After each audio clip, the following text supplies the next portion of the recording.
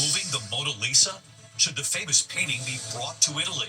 French President Emmanuel Macron tonight and his own message on the Mona Lisa's future. From ABC News World Headquarters in New York, this is World News Tonight with David Muir. Good evening, and it's great to have you with us here on a very busy Tuesday night. We begin tonight with the breaking headline. Sources telling ABC News President Trump is now expected to offer buyouts to nearly all federal workers, more than 2 million Americans. So how would this work, and what's driving this? And it all comes as the White House aimed to put a freeze on billions of dollars in federal aid, effective at 5 o'clock today, but then with minutes to spare, a federal judge temporarily blocking the move. That freeze could impact millions of Americans, from seniors to school children. Questions whether this could affect Head Start, school lunches, Meals on Wheels for seniors. We have it all covered tonight, beginning with the plan to offer buyouts to millions of those federal workers. Here's our chief White House correspondent, Mary Bruce. Tonight, President Donald Trump continuing his overhaul of the federal government. ABC News learning the administration is offering all well over 2 million federal employees a buyout to resign, as long as they do it by February 6th, just 9 days from now. In an email blasted to federal employees tonight, those interested in taking the buyout told to reply with one word: resign. The White House tonight saying American taxpayers pay for the salaries of federal government employees and therefore deserve employees working on their behalf who actually show up to work in our wonderful federal buildings, also paid for by taxpayers. The White House saying they would be paid out until September. All of this coming as Trump tries to root out federal spending that doesn't align with his priorities. Tonight, just minutes before the White House put in place a sweeping freeze on potentially billions of dollars in federal grants and loans, possibly impacting millions of Americans, seniors and children across the country, a federal judge temporarily blocking it, saying it seems like the federal government currently doesn't actually know the full scope of the programs that are going to be subject to the pause. The White House today sparking major questions after it announced plans to pause and review funding for federal assistance programs for everything from free school breakfasts and lunches, Head Start for hundreds of thousands of children, and Meals on Wheels for millions of seniors. Good afternoon, everybody. The new White House press secretary Karoline Leavitt in her first briefing defending the move, saying it's needed to make sure these programs don't run counter to President Trump's agenda. What does this pause mean? It means no more funding for illegal DEI programs. It means no more funding for the Green New scam that has cost American taxpayers tens of billions of dollars. It means no more funding for transgenderism and wokeness across our federal bureaucracy and agencies. The broad directive immediately prompting confusion, even at much bigger programs like Medicaid, which provides health insurance for 72 million low-income Americans. States reporting the online portals down, Medicaid warning of possible payment delays due to executive orders regarding potentially unallowable grant payments. The White House says they expect the portal will be back online shortly and payments are still being processed and sent. Tonight, the administration is adamant programs that provide direct benefits to Americans like Medicaid, Social Security, Medicare, and federal food assistance programs will not be impacted. What is the president's message to Americans out there, many of whom supported him and voted for him, who are concerned that this is going to impact them directly? Again, direct assistance will not be impacted. Direct assistance, Caroline, it's going to another organization and then trickling down. Direct assistance that is in the hands of the American people will not be impacted. Meals on Wheels telling ABC News the lack of clarity and uncertainty unfortunately means seniors will panic not knowing where their next meal will come from.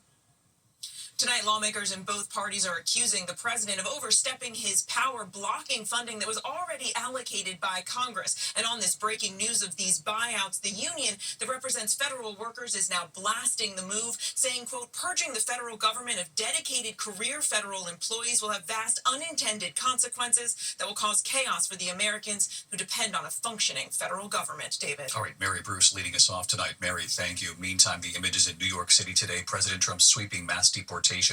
The operation here in New York and the Bronx, federal agents joining the NYPD there. An alleged Venezuelan gang member taken into custody. Right there observing the arrest, the newly sworn-in Homeland Security Secretary Kristi Noem. Another operation ending in an arrest in Maryland and near Miami. Police stopping 2 vans, 26 suspected undocumented Chinese migrants believed to be inside.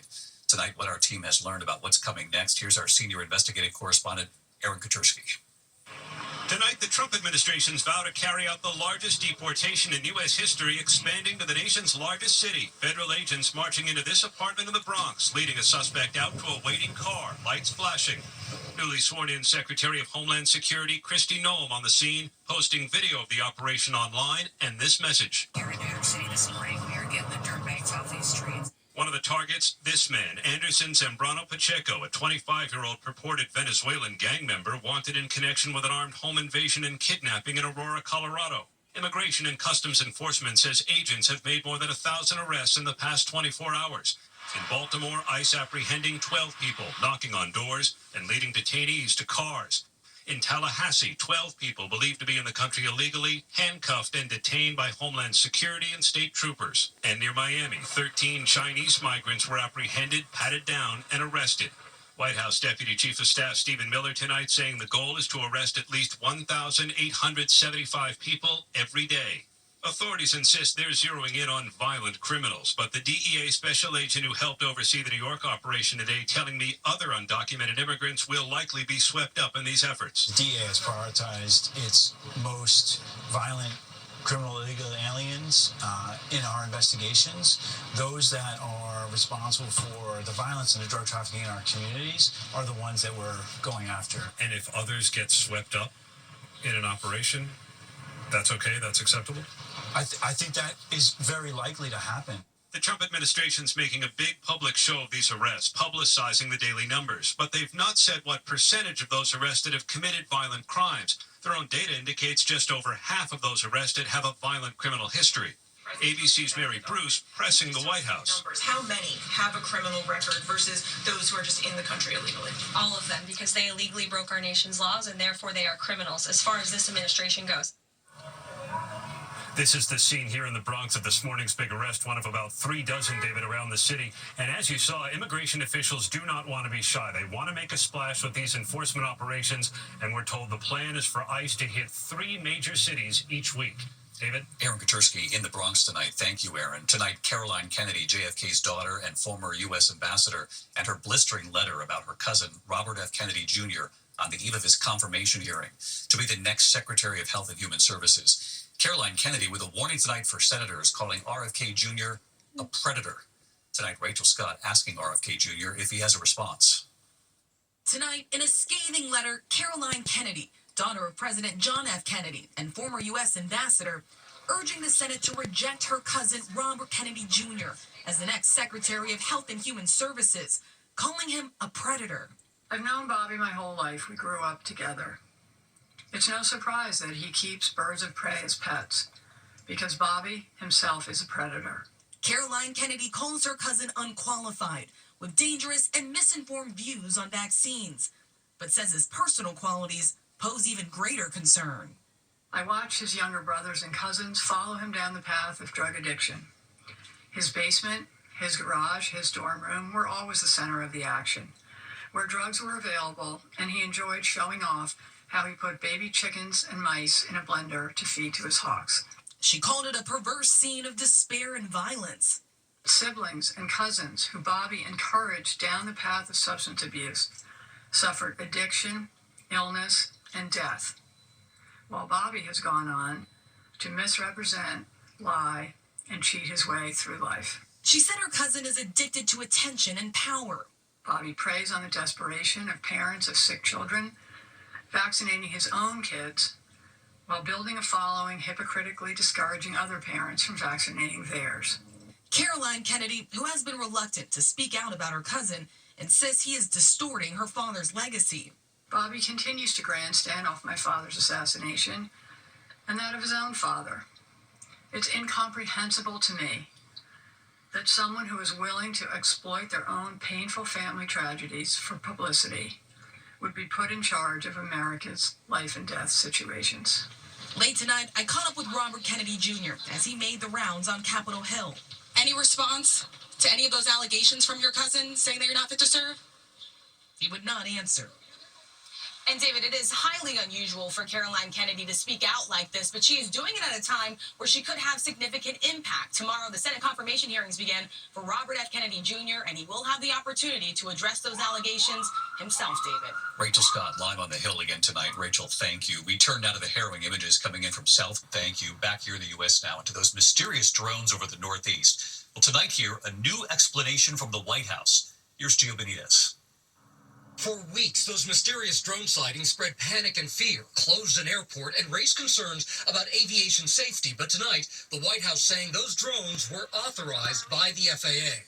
After research and study, the drones that were flying over New Jersey in large numbers were authorized to be flown by the FAA for research and various other reasons. At the time, the FAA was saying they were lawful commercial drones, but with the nation asking questions, some even calling to shoot them down, the FAA did not explicitly say that they were research drones. It's unclear when the FAA learned that they were.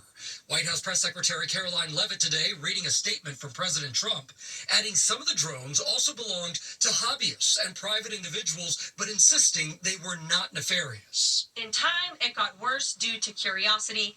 This was not the enemy. And David, tonight, neither the FAA nor the White House have said what kind of research those drones were being used for. David? Gio, back on this tonight. Thank you. Tonight, the new images, the surveillance, does it offer a major new clue into what might have started California's deadly Eaton fire? You're going to see the surveillance video appearing to show small sparks coming from power lines. Tonight, the utility now responding. Here's Trevor Ault. Tonight in Southern California, new possible clues as to what may have sparked the Eaton fire that ravaged Altadena, destroying more than 9,000 structures and killing at least 17 people. Lawyers for an Altadena resident now suing Southern California Edison, pointing to this gas station surveillance video that they believe shows sparks from a SoCal Edison power line. Watch closely and you can see the flash. 10 minutes later, that same camera showing the fire spreading fast. This equipment, we believe, it shows the arcing and a fire blazing just minutes afterward. That video timestamped at 6:11 p.m. January 7th. Multiple residents have shared videos with ABC News from around the same time, including Jeffrey and Cheryl Koo, who told our Matt Gutman, "It was a nightmare." SoCal Edison denies their power lines at that transmission tower were faulty. In a filing to state regulators Monday, the power company did report around that same time 4 of their power lines did see a momentary and expected increase in current, but they say that incident happened on lines at least 5 miles away from the suspected start of the fire. What we did is a deeper dive, and we found some distant lines that did have some faults, but they don't serve the canyon.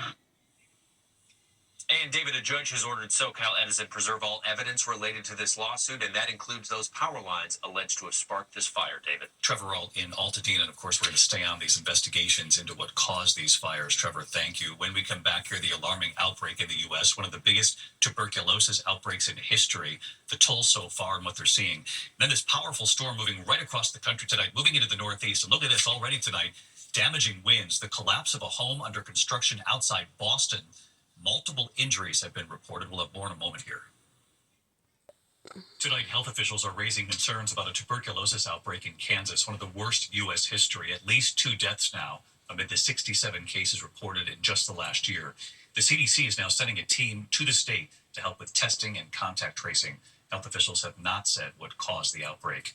When we come to the index of other news tonight, we're tracking a cross-country storm moving from Texas to the Northeast this week, damaging winds gusting up to 45 miles an hour in parts of New England already. A different system, a house under construction, collapsing in Weymouth, Massachusetts. 5 people injured, at least 1 person in critical condition.